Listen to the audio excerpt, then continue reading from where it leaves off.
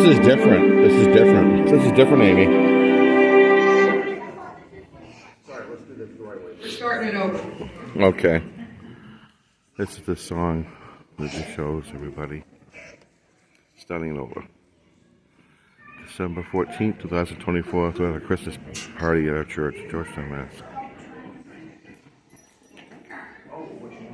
I gotta pause this. Cambridge, Massachusetts, captures the essence of 1860. American Christmas.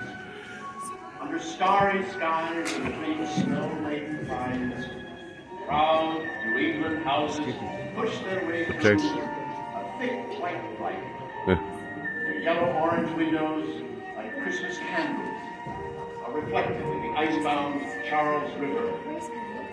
In the silence of falling snow, sleigh bells and laughter crescendo as the Longfellow family, bundled in winter wool, is whistled along behind glossy horses. And above them, 1,000 bare branches release a shower of sparkling snow.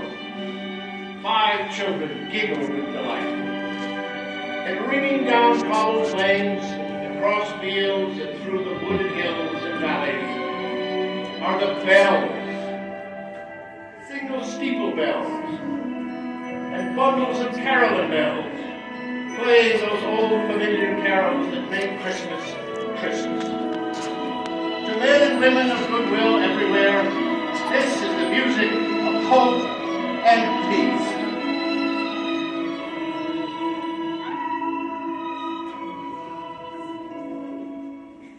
The following year, 1861, America will need that music to counter the drum and bugle of civil war.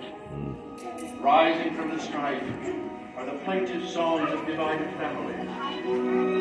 Songs for lively boys who steal off to war.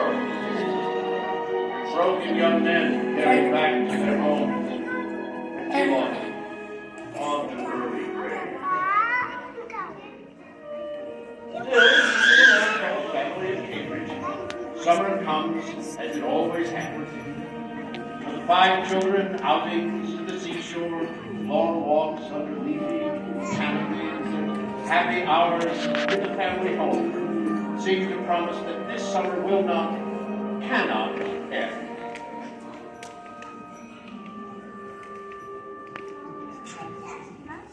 Then on Tuesday, July 9th, a fire in the Longfellow home claims the life of the children's mother, Fanny. Trying to rescue her husband Henry is severely burned on his hands and face.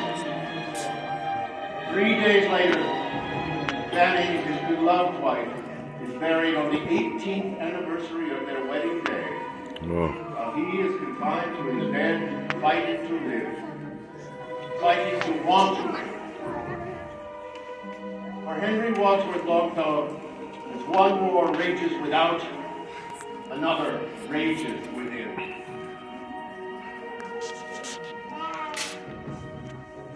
For the next 2 years, Christmases come and go.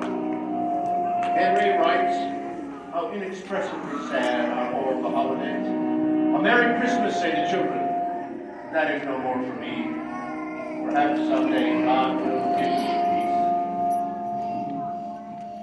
Then Henry learns that his eldest son, Charles, who ran away to join the army, has been critically wounded in battle. Henry rushes to Washington to bring his son home, and after days of searching, he finds him barely alive. With the outbreak of war, Fanny's terrible death, and now 2 years later, his son desperately clinging to life, we should not be surprised that on Christmas Day, 1863, Henry reaches for his pen and writes, "It was as if an earthquake rent the heartstones of a continent. And in despair I bowed my head.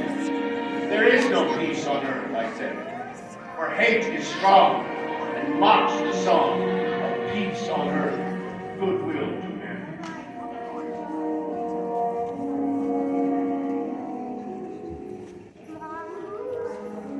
Reading his words today, we have, when conflict rages, and pain, grief, and loneliness overwhelm us, where is the music of hope and peace? For Henry, answer to that question has everything to do with Christmas. After Mary's death, he had written, "So strong is the sense of her presence above me that I should hardly be surprised to look up now and see her in the room. Death is a beginning, not an end." On that Christmas morning, it is clear to Henry that war, injury, and even death are not the end. The rising sun turns the icy river to silver, and the windows of the Longfellow home to gold. Henry's children, bundled in winter wool, are whisked past snowy fields, through wooded hills and valleys, along the road to home. They look up, blinking and giggling in the falling snow, and they hear the sounds that make Christmas Christmas. They hear the bells. From his desk, Henry hears them too. Renewed, he plunges his pen into refreshing, joyfully drawing in across a sheet of snow-white paper.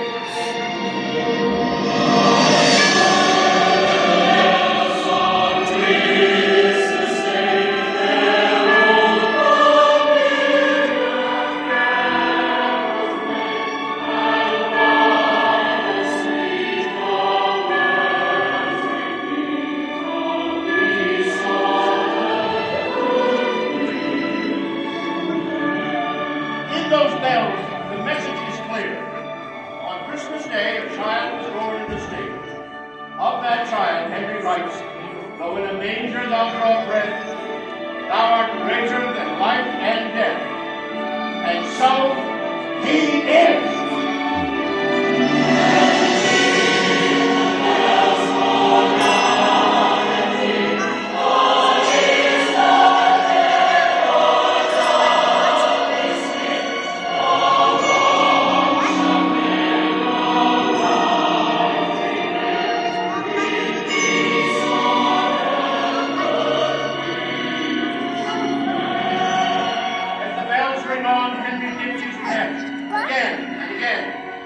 Because Christmas lives on, Fanny lives on, Charles lives on, a nation lives on, and we, each one of us, may live on as well in hope and peace forever.